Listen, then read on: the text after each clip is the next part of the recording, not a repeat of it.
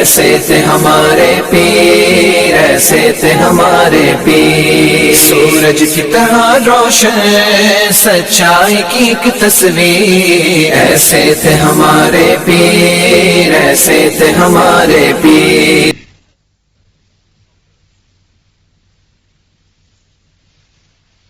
تقدس میں آپ حضرت سید شاہ صادق حسینی صاحب قبلہ المعروف غوث پیر بغدادی صاحب قبلہ مدظ اللہ النورانی، و تقدس میں آپ حضرت سید شاہ عبدالسلام بغدادی مدظ اللہ النورانی، و تقدس میں آپ نقیب روضہ رحمانیہ حضرت سید شاہ محمد حسینی قادری الرفاعی المعروف پیر بغدادی صاحب قبلہ مدظ اللہ العالی، اور جمیع مشائخ کرام، معزز حاضرین کرام، بزرگوں اور نوجوان دوستوں، آج کا یہ عظیم الشان جلسہ یاد سیدنا امام حسین علی مقام رضی اللہ تعالی عنہ بضمن اعراس مبارک حضرت بڑے بغدادی صاحب قبلہ علیہ رحمت و رضوان و حضرت سیدنا سید پیر عبد الکریم بغدادی المعروف پیر بغدادی صاحب قبلہ علیہ رحمت و رضوان منعقد کیا گیا ہے۔ اللہ تبارک و تعالی کا شکر ہے اور اس کے پیارے حبیب صلی اللہ علیہ وسلم کا صدقہ بے کراں ہے کہ پروردگار عالم نے ہم کو اور آپ کو سب کو اسلام اور ایمان کی دولت سے مالا مال کیا، اور کرم بالائے کرم یہ کیا کہ ہم کو اور آپ کو سرکار مدینہ صلی اللہ علیہ وسلم کی امت میں پیدا ہونے کا شرف عطا کیا، اور ہماری حمایت و نصرت کے لیے پروردگار عالم نے پیران طریقت کا سایہ ہمارے سروں پر قائم فرما دیا۔ ہم اپنی خوش نصیبی پر جتنا بھی شکرانہ ادا کریں وہ کم ہے۔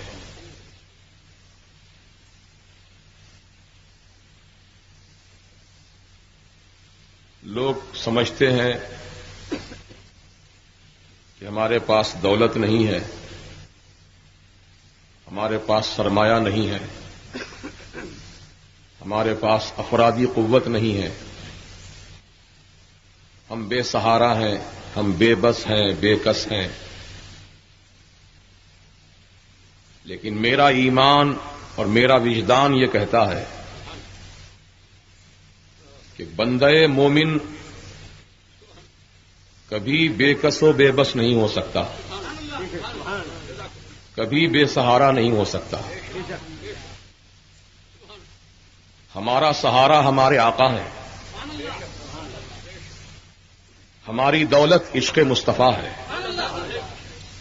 ہمارا سہارا غوث و خواجہ ہیں، ہمارا سہارا حضرت بڑے بغدادی قبلہ ہیں، ہمارا سہارا سادات کرام ہیں۔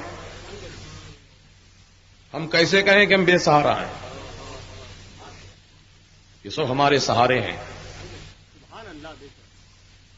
قسم وحدہ لا شریک کی، یہ سہارے ایسے سہارے ہیں کہ اللہ اکبر۔ ہم ضعیف آدمیوں کے ہاتھ میں ایک سہارا دیکھتے ہیں جو لاٹھی یا عصا کی شکل میں ہوتا ہے۔ ہم نے پوچھا حضرت نوجوانی کے عالم میں کبھی لکڑی نہیں پکڑی آپ نے؟ اب جب ضعیفی کا معاملہ آیا، پیرانہ سالی کی بات آئی تو آپ نے ہاتھ میں لکڑی تھام لی۔ یہ لکڑی پکڑنے کا مقصد کیا ہے؟ تو ضعیف العمر نے جواب دیا، میاں یہ لکڑی میرے بڑھاپے کا سہارا ہے،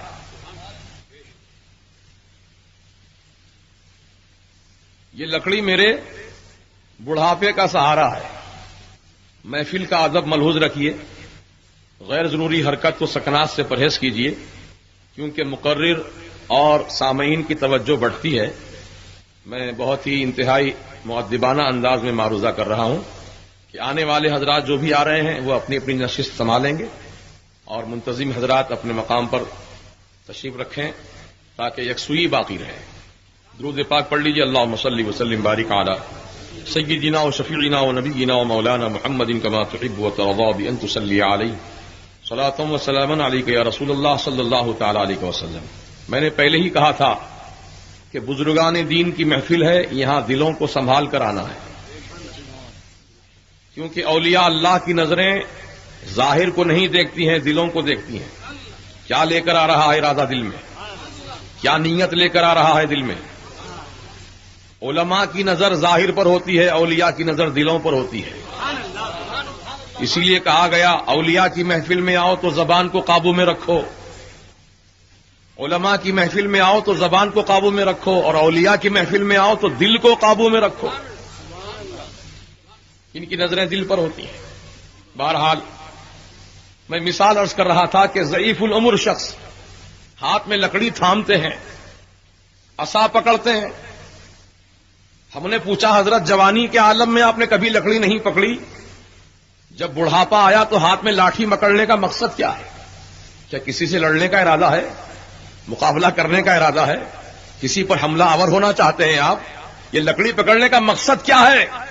تو ضعیف العمر شخص نے ببانگے دوہل کہا یہ میری ضعیفی کا سہارا ہے. کہا مطلب یہ کہ جب میں اس لکڑی کو تھام کر چلتا ہوں تو لکڑی مجھے گرنے سے بچا لیتی ہے، ٹھوکر لگنے سے بچا لیتی ہے، گڈھے میں گرنے سے بچا لیتی ہے. تو میرا ایمان پکار اٹھا کہ ایک بے جان لکڑی میں جب اتنی طاقت ہے، ایک بے جان لکڑی میں اتنا اثر ہے کہ وہ گرنے سے بچا لیتی ہے، ٹھوکر کھانے سے بچا لیتی ہے، گڈھے میں جانے سے بچا لیتی ہے، تو خدا کی قسم بے جان لکڑی کا جب یہ کمال ہے تو سارے عالم کی جان عالم محمد رسول اللہ صلی اللہ تعالی علیہ وسلم کو جس نے اپنا سہارا بنا لیا، ان کی آل کو جس نے اپنا سہارا بنا لیا، وہ کیسا سہارا ہوگا؟ نہ تم کو دنیا میں گرنے دیں گے، نہ محشر کے میدان میں تمہیں گرنے دیں گے.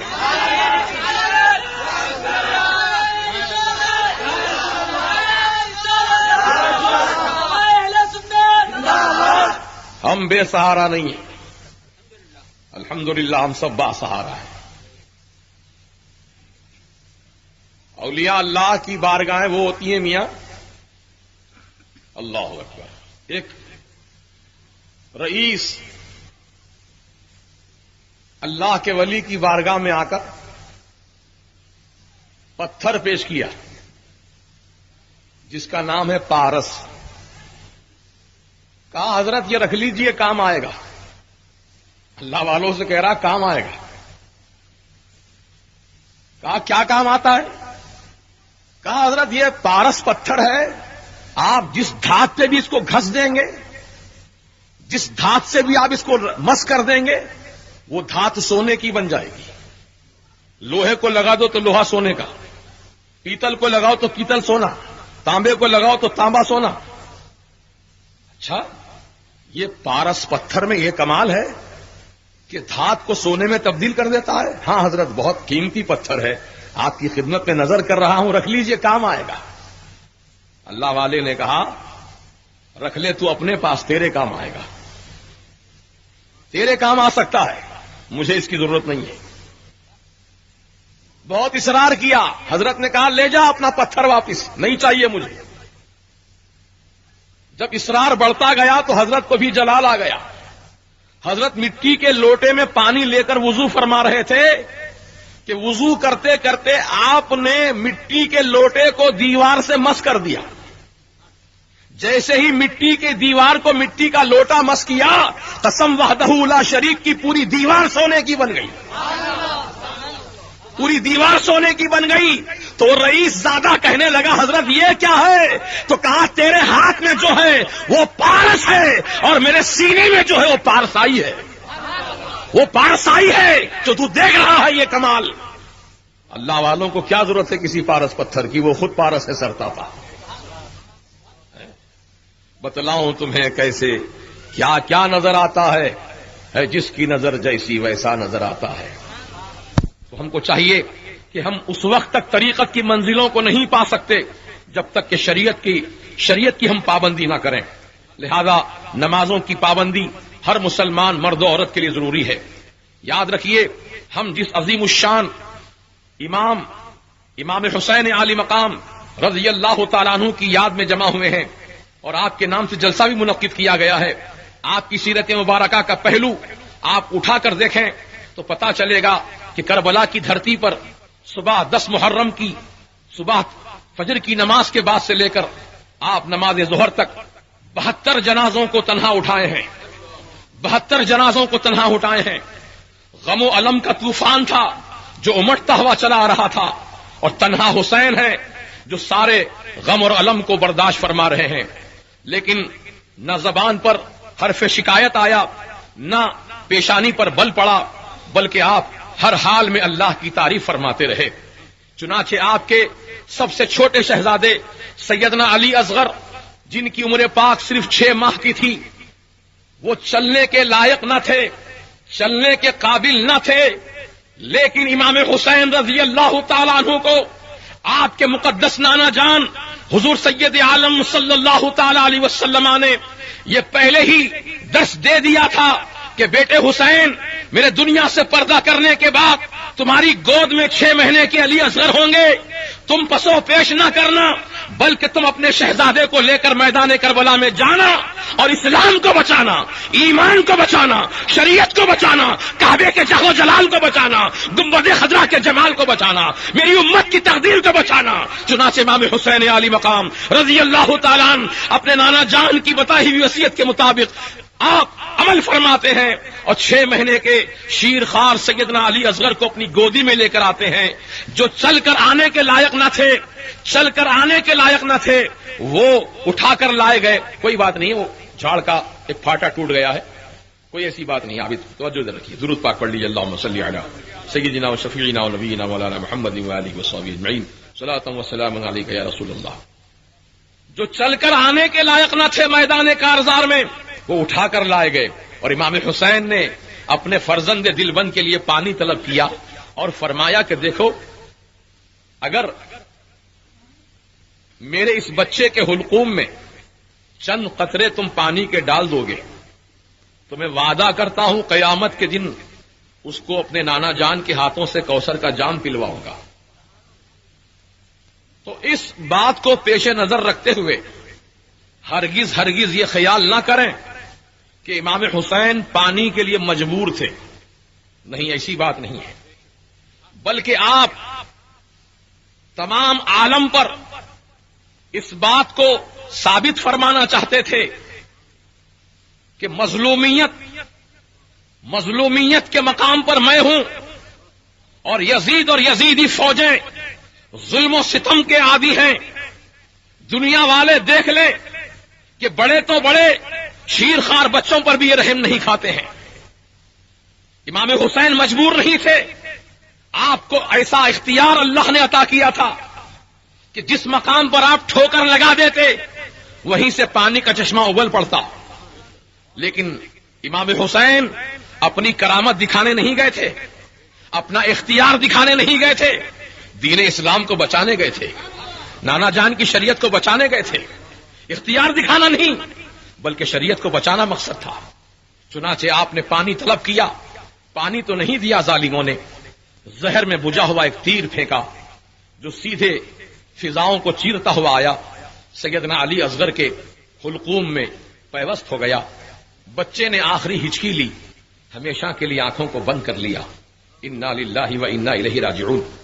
امام حسین علی مقام کی گودی میں شہزادے علی اصغر نے ہمیشہ کے لیے آنکھیں بند کر لیں، جام شہادت نوش کر لیا۔ امام حسین نے اس بچے کے گلے سے اس تیر کا پھل جب کھینچ کر نکالا ہوگا تو اس باپ کے دل پر کیا گزری ہوگی۔ اللہ اکبر۔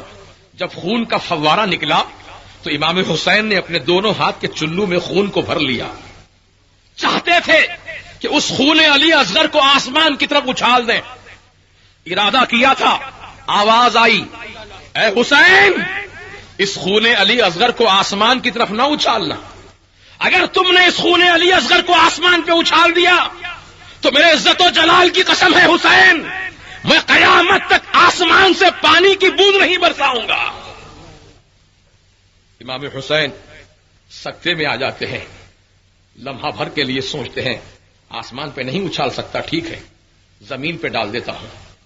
زمین پر رکھنے کا ارادہ کیا خون کو, تو فوراً پھر آواز آئی کہ اے حسین خبردار, خون علی اصغر کو زمین پہ بھی نہ ڈالنا.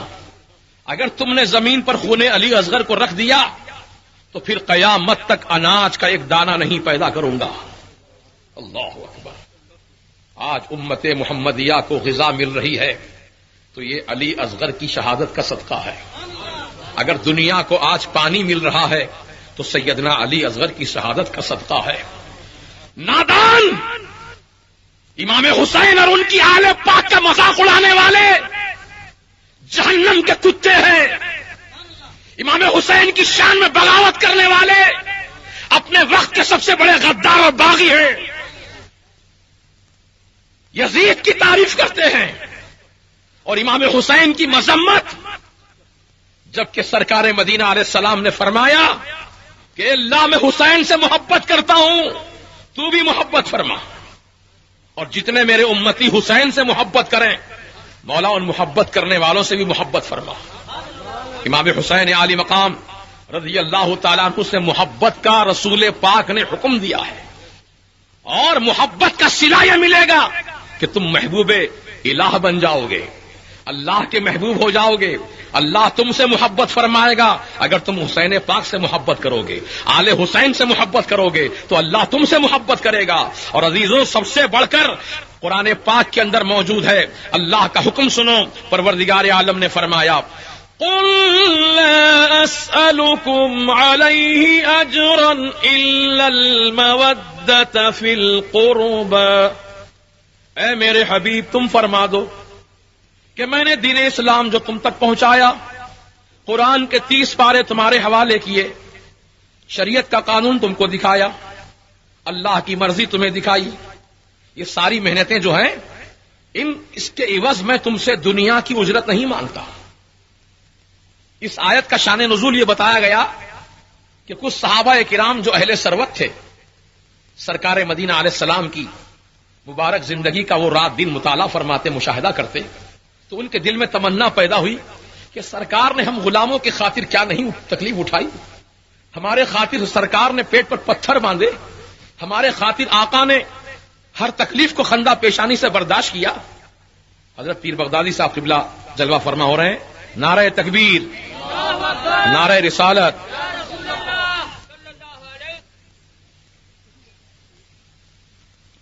درود پاک پڑھ لیجیے. اللہم صلی وسلم بارک علی سیدنا و شفیعنا و نبینا مولانا محمد کما تحب و ترضى بان تصلی علیہ صلاۃ و سلام علیک یا رسول اللہ صلی اللہ تعالی علیہ وسلم.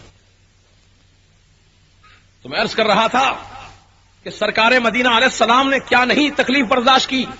خود آقا نے فرمایا اپنی زبان پاک سے کہ ہر نبی کو ان کی قوموں نے ستایا, تکلیفیں پہنچائیں, لیکن جتنی تکلیف جتنی اذیت میری قوم نے مجھ کو پہنچائی ہے اتنی تکلیف کسی نبی کو نہیں دی گئی.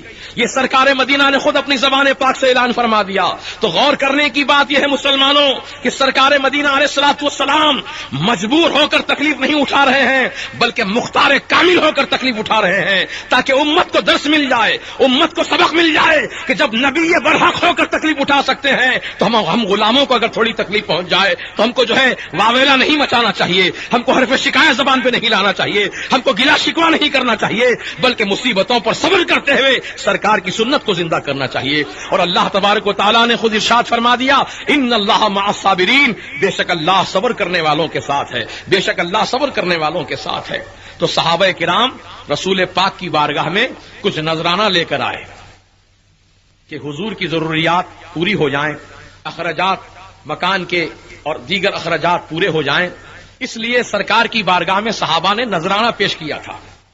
تو اسی موقع پر آیت شریفہ کا نزول ہوا قل لا اسألکم علیہ اجرا، اے میرے حبیب تم فرماؤ میں تم سے دین اسلام کے عوض میں دنیا کی دولت نہیں مانگتا ہوں، دنیا کی دولت نہیں چاہتا ہوں، الا المودۃ فی القربى، میرے حبیب تم فرماؤ مجھے صرف تمہاری محبت کی ضرورت ہے، تمہاری محبت چاہتا ہوں، تمہاری محبت چاہتا ہوں، تمہاری محبت چاہتا ہوں۔ اے ایمان والو، رسول پاک نے ہم سے محبت مانگی ہے، اب بولو رسول کے چاہنے والو، کیا تم اہل بیت سے محبت کرو گے کہ نہیں کرو گے؟ قرابت داروں سے محبت رکھو گے کہ نہیں رکھو گے؟ ارے ان کی محبت جزء ایمان نہیں بلکہ روح ایمان ہے، جزء ایمان نہیں بلکہ جان ایمان ہے، ان کی محبت ہی سے تو ایمان مکمل ہوتا ہے۔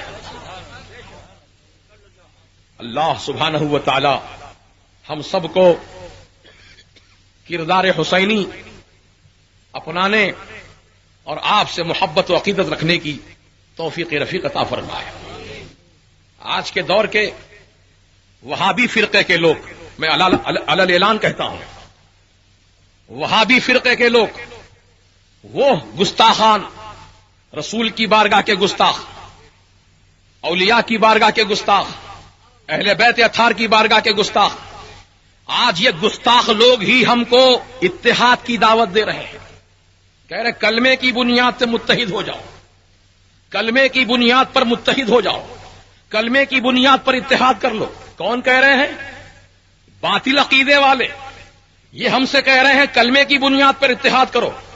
جماعت اسلامی کہہ رہی ہے کہ کلمے کی بنیاد پر اتحاد کرو، تبلیغی جماعت کہہ رہی ہے کلمے کی بنیاد پر اتحاد کرو، اہل حدیث جماعت کہہ رہی کلمے کی بنیاد پر اتحاد کرو۔ تو میں کہتا ہوں پیارے، تم اپنی بات پر اگر تم سچے ہو اور تمہاری نیت میں خیر ہے اور اتحاد کے واقعی تم متمنی ہو اور طلبگار ہو، تو میں تم سے پوچھتا ہوں ذرا تم اپنی تاریخی حیثیت کا جائزہ لو کہ پہلے تم اور تمہارے آباء و اجداد کس جماعت سے متعلق تھے؟ کون سی جماعت سے تمہارا تعلق تھا؟ کیا سرکار کے زمانے میں تبلیغی جماعت تھی؟ کیا سرکار کے زمانے میں جماعت اسلامی تھی؟ کیا سرکار کے زمانے میں اہل حدیث تھی؟ کیا سرکار کے زمانے میں چکڑالوی تھے؟ کیا اہل قرآن تھے؟ یہ سارے فرقے تو سن 1857 عیسوی کے بعد وجود میں آئے ہیں، اس سے پہلے اہل سنت و جماعت ہی کا فرقہ تھا، اہل سنت و جماعت ہی سرکار کے زمانے چلی آ رہی ہے، اور جتنی جماعتیں بنی ہیں بعد میں بنی ہیں، کسی کی 50 سال عمر ہے، کسی کی 100 سال عمر ہے، کسی کی 150 سال عمر ہے، کسی کی 200 سال عمر ہے، غرض کہ یہ 2-3 سال کے اندر باہر جماعتیں زیادہ بنی ہیں۔ تو میں کہتا ہوں تم جماعت اہل سنت سے پہلے تھے، اب جماعت سے تم باہر نکل کر اپنی نئی جماعت تم بنا چکے ہو، نئے عنوان سے جماعت قائم کر چکے ہو، اب تم ہماری جماعت سے الگ ہو کر ہم سے تم کہہ رہے ہو کہ اتحاد کرو، اتحاد کرو، اتحاد کرو۔ تو میں کہتا ہوں تم کو اگر اتحاد اتنا ہی محبوب تھا، اتحاد اتنا ہی پسند تھا، تو جماعت اہل سنت سے الگ ہو کر کیوں گئے؟ الگ ہی کیوں ہوئے تم اتحاد جب تم کو محبوب تھا؟ چلو ٹھیک ہے الگ ہو گئے، اب اللہ نے تم کو عقل دے دی، سمجھ میں آیا کہ اتحاد میں کیا برکت ہے، اتحاد میں کیا طاقت ہے، اتحاد زندگی ہے، انتشار موت ہے۔ اب تمہاری سمجھ میں آیا کہ واقعی اتحاد ہونا چاہیے، تو میں کہتا ہوں کہ اتحاد اگر تم چاہتے ہو تو اہل سنت و جماعت ہی میں سے نکل کر تم جماعت الگ بنائے تھے، اب اپنی جماعتوں کو تحلیل کر دو اور واپس اہل سنت و جماعت میں آ کے ضم ہو جاؤ، انشاءاللہ اتحاد خود بخود قائم ہو جائے گا۔ جو جہاں سے کٹ کر گیا وہاں آ کر جڑ جائے، اتحاد قائم ہو جائے گا۔ وَاعْتَصِمُوا بِحَبْلِ اللَّهِ جَمِيعًا، تم سب مل کر اللہ کی رسی کو یعنی دین مصطفی کو مضبوط تھام لو اور آپس میں متحد رہو، تفرقہ اندازی نہ کرو۔ تو غوث پاک رضی اللہ تعالیٰ عنہ کا عرس 100-2 سال سے نہیں ہو رہا ہے، اللہ اللہ، میرے غوث پاک کو پردہ فرمائے ہوئے سینکڑوں سال گزر گئے، ہاں، اور آج جس بزرگ شخصیت کی ہم یاد منا رہے ہیں حضرت سیدنا پیر عبد الرحمن بغدادی علیہ رحمت و رضوان کا یہ 80 سالہ عرس ہے۔ خواجہ بندہ نواز کے سدراز رحمت اللہ علیہ کا عرس 500 سال سے بھی زیادہ سے چلا رہا ہے۔ خواجہ غریب نواز علیہ رحمت و رضوان کا عرس 780 سال تک قریب پہنچ گئے ہیں آپ کو پردہ فرما کر۔ تو کہنے کا مطلب یہ ہے کہ ہمارے بزرگان دین کا عقیدہ اہل سنت و جماعت سے تھا، اور اسی لیے ان کا عرس اس زمانے سے چلا آ رہا ہے۔ آج تم لوگ نئے نئے پیدا ہو کر عرس کی مخالفت کر رہے ہو، اولیاء اللہ کی مخالفت کر رہے ہو. یہ عرس کہاں سے آیا؟ سعودی عرب میں تو عرس نہیں ہے، یہ انڈیا میں کہاں سے آ گیا؟ ارے نادان، تو کیا دیکھا سعودی عرب کو؟ سعودی عرب خود 200 سال کی پیداوار ہے. سعودی عرب بن کے 200 سال ہو رہے ہیں. اس سے پہلے سعودی عرب نہیں تھا، بلکہ حجاز مقدس نام تھا اس کا. حجاز مقدس. سب سے بڑے بدعتی تو تم لوگ ہو، ہم کو بدعت کا فتویٰ لگاتے ہو. سیدنا ابو بکر صدیق رضی اللہ عنہ خلیفہ ہوئے سرکار کے پردہ فرمانے کے بعد، تو آپ نے اس عرب حکومت کا نام یہ نہیں رکھا المملکۃ العربیۃ الصدیقیہ، ایسا نام نہیں رکھا آپ نے. آپ کے پردہ فرمانے کے بعد سیدنا عمر فاروق رضی اللہ تعالیٰ عنہ متمکن ہوئے خلافت پر، تو آپ نے اس کا نام یہ نہیں رکھ دیا المملکۃ العربیۃ الفاروقیہ، ایسا نام نہیں رکھا انہوں نے. سیدنا عثمان غنی رضی اللہ تعالیٰ عنہ خلیفہ ہوئے، تو آپ نے اس مملکت کا نام مملکت عثمانیہ نہیں رکھا. سیدنا علی رضی اللہ تعالیٰ عنہ خلیفہ ہوئے، تو آپ نے اس عرب کے علاقے کا نام مملکت العلویہ نہیں رکھا، مرتضویہ نہیں رکھا. پھر انہوں نے جب ہمارے اسلاف نے عرب علاقے کا نام اپنے نام سے نہیں جوڑا، تو تم کو کس نے اختیار دیا؟ المملکۃ العربیۃ السعودیہ تم نے نام رکھ لیا. سب سے بڑی بدعت تو تم کر رہے ہو. ہم سے کہتے ہو غیر خدا سے مت مانگو، غیر خدا سے مانگنا شرک. فتوے لگاتے ہیں. نمک کی کنکری بھی مانگنا ہے تو اللہ سے مانگو، جوتے کا تسمہ بھی ٹوٹ گیا ہو تو اللہ سے مانگو. میں کہتا ہوں ان سے، تم گلی گلی جماعت لے کر گھومتے ہو، ڈگر ڈگر نگر نگر چپا چپا، تو قوم کو یہ درس دیتے پھرتے ہو کہ جو بھی مانگنا ہو خدا سے مانگو، غیر اللہ سے مانگنا حرام، غیر اللہ سے مانگنا شرک، غوث و خواجہ سے مت مانگو، اللہ سے مانگو. ان کے کہنے کا مطلب یہ ہوتا ہے اللہ سے مانگو، جو ڈائریکٹ مانگنا اللہ سے مانگو. تو جب میں پوچھتا ہوں کہ آج تمہاری مملکت خطرے میں ہے، تمہاری حکومت خطرے میں ہے، تو تم نے اپنی حکومت کو بچانے کے لیے غلاف کعبہ پکڑ کر دعا کیوں نہیں مانگی؟ اللہ تعالیٰ کی بارگاہ میں عرض کرتے، مولا ہماری حکومت کو خطرہ ہے، تو بچا لے.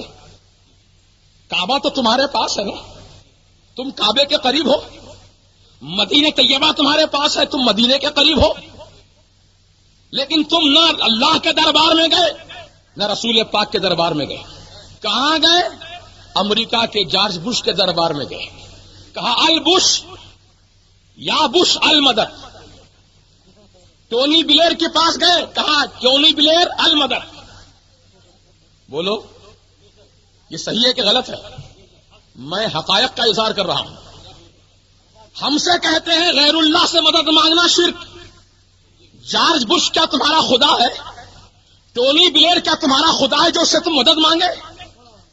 اور اس کی فوجوں کو بلا کر اپنے پاس رکھا، پال رہے ہیں انہیں، شراب دی جا رہی ہے پینے کے لیے، خنزیر کے گوشت کا انتظام کیا جا رہا ہے ان کے کھانے کے لیے. کون کر رہے ہیں؟ یہی شاہ لوگ کر رہے ہیں، یہ حکومت چلانے والے لوگ کر رہے ہیں. خنزیر کا گوشت بھی لا کے دے رہے ہیں، شراب پینے کے لیے دے رہے ہیں، عیاشی کے لیے ان کے سامنے عورتوں کو پیش کر رہے ہیں. یہ ساری باتیں اس مقدس سرزمین پر ہو رہی ہے. یقین جانو قیامت قریب آ گئی، قیامت قریب آ گئی. دجال کا فتنہ بہت زیادہ عام ہو گیا ہے. اے ایمان والو، اپنے ایمان کی سلامتی چاہو، ایمان کی حفاظت کا انتظام کر لو. روزانہ میں کہتا ہوں 2 رکعت نفل نماز پڑھو، اس نیت سے پڑھو کہ یا اللہ اس نماز کے صدقے میں، اپنے پیارے رسول کے صدقے میں ہمارے ایمان کو محفوظ رکھ. کیونکہ آج لٹیرے عام ہو گئے ہیں، لٹیرے عام ہو گئے ہیں. ایمان کو برباد کرنے والے گلی گلی گھوم رہے ہیں، مختلف انداز سے آ رہے ہیں. کوئی لمبی داڑھی، اتنی لمبی داڑھی لے کر آ رہا ہے کہ اللہ اکبر، دیکھتے ہی ہم کو شرم آ رہی ہے. اتنی لمبی داڑھی، اتنی لمبی داڑھی، انشرٹ کے اندر بھی داڑھی چلے جا رہی ہے، انشرٹ کیا یعنی پینٹ کے اندر بھی داڑھی چلے جا رہی ہے، اتنی لمبی داڑھی. اور ایک مقام پر دیکھا ایک شخص کو اتنی لمبی داڑھی تھی کہ پیر تک ٹخنے تک داڑھی پہنچ گئی تھی. یعنی انہوں نے حدیث رسول کا مطلب یہ لیا ہے کہ سرکار نے فرمایا داڑھی چھوڑو، مونچھ مڈاؤ. تو چھوڑو کہا حضور نے، یہ نہیں کہا کہ 1 مٹھی رکھو 2 مٹھی رکھو، بس چھوڑو، اس لیے ہم چھوڑ دیے ہیں پوری. اب کہاں تک جا رہی ہے؟ وہ قدموں تک آ رہی ہے. تو میں کہتا ہوں کیا یہ اسلام کا اصول ہے کہ تم بالکل بندر سے بھی زیادہ خطرناک معلوم ہو؟ لنگور جیسی صورت نظر آتی ہے ان کی، چہرے سے پہلے نور ختم، پھر اوپر سے لمبی لمبی داڑیاں رکھ کر اسلام کا یہ لوگ مذاق اڑا رہے ہیں. داڑھی رکھنے کا بھی اصول ہے. میرے آقا نے فرمایا 1 مٹھی 2 انگل داڑھی رکھو، یہ سنت مصطفیٰ ہے. 1 مٹھی 2 انگل، اس سے بڑھ جائے تو اس کو تراش سکتے ہیں آپ، اجازت ہے رسول پاک کی طرف سے. اور مونچھ مڈانے کا حکم نہیں ہے. یہ مونچھ مڈانے والے جو ہیں وہ سمجھ لیں کہ ترشوانا، مونچھ کو قینچی سے ترشوانا ہے، منڈوانا نہیں ہے. اگر کوئی ایسی غلطی کر رہے ہو تو آئندہ احتیاط کرے. اللہ تعالی ہم سب کو عمل خیر کی توفیق رفیق عطا فرمائے. تو امام حسین علی مقام رضی اللہ تعالیٰ عنہ سے محبت رکھنا یہ قرآن کا بھی حکم ہے، رسول پاک کا بھی حکم ہے. اور آج کے دور میں جو یزید کے چاہنے والے پیدا ہوئے ہیں اور کہہ رہے ہیں یزید اچھا تھا، یزید حق پر تھا، تو میں آپ سے اتنا ہی کہہ کر گزرنا چاہتا ہوں کہ اگر کوئی آپ کے سامنے یزید کی تعریف کرے، یزید کو اچھا کہے، تو فوراً ہاتھ اٹھا کر دعا دے دینا کہ یا اللہ یہ یزید کو اچھا کہہ رہا ہے، اس کا حشر یزید کے ساتھ کر، اس کا حشر یزید کے ساتھ کر. اور ہم حسین کو اچھا کہہ رہے ہیں، مولا ہمارا حشر حسین پاک کے قدموں میں کر. عزیزان محترم، تو آج ہم کو ان تمام باتوں کی طرف توجہ کرنا ہے اور اپنے ایمان کی حفاظت کرنا ہے. بہت سے لوگوں کو ہم نے دیکھا جو سلسلے سے وابستہ بھی ہیں، قادری گھرانے سے، چشتی گھرانے سے، نقشبندی گھرانے سے، سہروردی گھرانے سے، لیکن وہ لوگ بھی بیچارے بھولے بھالے عوام ہیں، نہ جانے کون سی جماعتوں میں جا کے جڑ گئے، اپنے بچوں کو بھیج رہے ہیں. ابھی گرمی کا سیزن شروع ہونے والا ہے، بچوں کو تعطیلات ہونے والی ہیں. یہ لٹیرے آئیں گے گھروں پر آپ کے، کہیں گے نوجوان بچوں کو بھیجیے 40 دن کے لیے، ان کو ہم سدھار کے لاتے ہیں. ہرگز مت بھیجیے. بچہ جاہل رہ جائے اچھا ہے، لیکن بے ایمان نہیں ہونا چاہیے. یہ اپنی صحبت میں لے جا کر بچے کو بے ایمان بناتے ہیں، گستاخ رسول بناتے ہیں. ہمیں نہیں چاہیے ایسی تعلیم، ہمیں نہیں چاہیے ایسے چلے چھٹی. الحمدللہ ہمارے بزرگوں کی تعلیمات ہمارے لیے کافی ہیں. اپنے بچوں کو ہم دنیا کی تعلیم کے ساتھ ساتھ دین کی تعلیم کا بھی انتظام کریں. اور سرکار مدینہ علیہ السلام کا فرمان عالی شان ہے کہ بچے جب پیدا ہوں تو ان کو سب سے پہلے رسول کی محبت سکھاؤ، پھر آل رسول کی محبت سکھاؤ، پھر اس کے بعد قرآن پاک کی تعلیم دو. پہلے رسول اور آل رسول کی محبت سکھانے کا حکم ہے، اس کے بعد پھر قرآن پاک کی تعلیم. چونکہ ہم لوگ اس فرض منصبی کو فراموش کر چکے ہیں، اس لیے آج گھر گھر میں وہابیت پھیل گئی، گھر گھر میں فتنے پھیل گئے. اور میں تو الحمدللہ ہندوستان پورا گھومتا ہوں، پورے بڑے بڑے شہروں میں میری تقریریں ہوتی ہیں بفضل خدا و فیضان مصطفیٰ صلی اللہ تعالی علیہ وسلم. ہر جگہ میں نے مباہرے کا چیلنج دیا ہے ان وہابیوں کو. میں نے کہا کہ آج تک بہت مناظرے ہوئے، مباحثے بہت ہوئے اور مجادلے بہت ہوئے، لیکن نتیجہ کچھ نہیں نکلا. پھر جہاں کا وہاں مسئلہ کھڑا کا کھڑا نظر آتا ہے. میں کہتا ہوں آج مناظرے کی ضرورت نہیں ہے، مباحثے کی ضرورت نہیں ہے، دلیل و حجت کی ضرورت نہیں ہے. ہم دلیل دیتے دیتے تھک گئے. تم دلیل سننے کو تیار نہیں، تم دلیل ماننے کو تیار نہیں. تو آخری دلیل یہ ہے مباہلے کی کہ آؤ ایک بڑے میدان میں ساری جماعتوں کے ایک ایک مولوی آئے، سب جماعت کا ایک ایک مولوی آئے، سب جماعتوں کا ایک ایک بانی آئے یا اس کا نمائندہ آئے، اور اہل سنت و جماعت کی طرف سے یہ خادم غوث، یہ غلام غوث، یہ غلام خواجہ، یہ غلام احمد رضا، یہ غلام پیر بغدادی، انشاءاللہ یہ اہل سنت و جماعت کی طرف سے نمائندہ بن کر آئے گا. اور کیا کرے گا؟ آ کر میں اعلان کروں گا کہ اہل سنت و جماعت کا عقیدہ سچا ہے، اہل سنت و جماعت کا عقیدہ حق ہے. یعنی میرے سرکار حضور سید عالم علیہ السلام اللہ کا نور ہیں اور بے مثال بشر ہیں. میرے آقا کو اللہ نے علم غیب کے خزانے عطا فرمائے، میرے آقا کو اللہ نے اختیارات عطا فرمائے. میرے آقا آج بھی اپنی قبر انور میں زندہ ہیں. میرے آقا کو اللہ تعالیٰ نے رحمت للعالمین بنا کر بھیجا ہے. میرے آقا کو پروردگار عالم نے شفیع المذنبین بنایا ہے. شفاعت کا صحرا آپ ہی کے سر باندھا گیا ہے. میرے سرکار زندہ ہیں، آج بھی زندہ ہے، صبح قیامت تک زندہ ہے. میرے سرکار کی زندگی کی میں قسم کھا کر کہتا ہوں کہ تو زندہ ہے واللہ، تو زندہ ہے واللہ. میری چشمے عالم سے چھپ جانے والے، اگر تمہارے پاس آنکھ ہو تو رسول کا جلوہ آج بھی تم دیکھ سکتے ہو. سینے میں عشق مصطفیٰ ہو تو آج بھی تم رسول کا جلوہ دیکھ سکتے ہو. عزیزان محترم، عشق رسول کی ضرورت ہے، عشق رسول کی ضرورت ہے. جس دن یہ عشق تمہارے سینے میں مکمل ہو جائے گا، رسول کا جلوہ نظر آ جائے گا، رسول کا دیدار نظر آ جائے گا۔ حضور سیدنا غوث پاک رضی اللہ عنہ کی محفل ہے، حضور غوث پاک واز فرما رہے ہیں، اچانک واز کے دوران آپ نے فرمایا کہ اہل محفل مانگو دعا، کیا مانگنا چاہتے ہو تمہاری دعا قبول ہو جائے گی۔ عبد القادر ضمانت دیتا ہے اس بات کی۔ سبوں نے اپنے اپنے ہاتھ اٹھائے، کوئی ولایت کی دعا مانگ رہا ہے، کوئی حافظ قرآن بننے کی دعا مانگ رہا ہے، کوئی ولی بننے کی دعا مانگ رہا ہے۔ جتنے منہ تھے اتنی دعائیں تھیں، لیکن سب سے آخر میں ایک اللہ والے بیٹھے تھے جن کا نام حضرت سیدنا علی ابن بیٹھے تھے، انہوں نے بھی ہاتھ اٹھائے، دعا مانگی۔ اس کے بعد اچانک کیا دیکھا کہ پیران پیر غوث پاک رضی اللہ تعالیٰ عنہ اپنی کرسی خطابت سے نیچے اتر کر آئے، مجمع کو چیرتے ہوئے سب سے آخر میں بیٹھے ہوئے علی بن نصر ہیتی کے پاس جا کر سرکار غوث پاک ہاتھ باندھ کے ادب سے کھڑے ہو گئے۔ سارا مجمع بھی آپ کی اتباع میں کھڑا ہو گیا۔ بہت دیر تک پیران پیر کھڑے رہے، معمہ سمجھ میں نہیں آ رہا تھا، ایک سونے والے آدمی کے سامنے پیران پیر ہاتھ باندھ کر کیوں کھڑے ہیں، اس کا ادب کیوں کر رہے ہیں، اس کی تعظیم کیوں کر رہے ہیں۔ معمہ کسی سے حل نہیں ہو رہا تھا، کسی میں پوچھنے کی ہمت بھی نہ تھی، سب خاموشی ہیں، سناٹا چھایا ہوا تھا۔ پیران پیر بہت دیر تک کھڑے رہے، اس کے بعد پھر واپس اپنے مسند خطابت پہ تشریف فرما ہوئے۔ پھر آپ نے واز کا سلسلہ جاری فرمایا۔ جب محفل اختتام تو پہنچی تو پیروں کے پیر، میروں کے میر، ولی روشن ضمیر، غوث اعظم دستگیر، محبوب سبحانی، قطب ربانی، قندیل نورانی، میاں محی الدین شیخ عبد القادر جیلانی رضی اللہ تعالیٰ عنہ کی بارگاہ میں ایک سائل نے سوال کر لیا، حضور آپ ایک سونے والے آدمی کے سامنے ہاتھ باندھ کر بہت دیر تک کھڑے رہے اور آپ کی اتباع میں ہم بھی کھڑے رہے، حضور یہ کھڑے رہنے کی وجہ کیا تھی، غرض و غایت کیا تھی، سبب و علت کیا تھی؟ تو غوث پاک فرماتے ہیں سنو سنو، جس وقت میں نے کہا تھا دعا مانگو تمہاری دعا قبول ہو جائے گی، تو اللہ کے اس بندے نے یہ دعا مانگی تھی کہ اے اللہ اسی محفل میں، اسی مجلس میں اور اسی وقت مجھے رسول پاک کا دیدار عطا فرما دے، رسول پاک کا جلوہ دکھا دے۔ تو میں نے اس کی دعا پر آمین کہا، اللہ نے دعا قبول کر لی، اور اس کے خواب میں جدی اعلیٰ تشریف لائے تھے، حالت خواب میں وہ دیکھ رہا تھا اور حالت بیداری میں دیکھ رہا تھا، اس لیے اپنے آقا کی تعظیم میں اٹھ کر کھڑا ہو گیا۔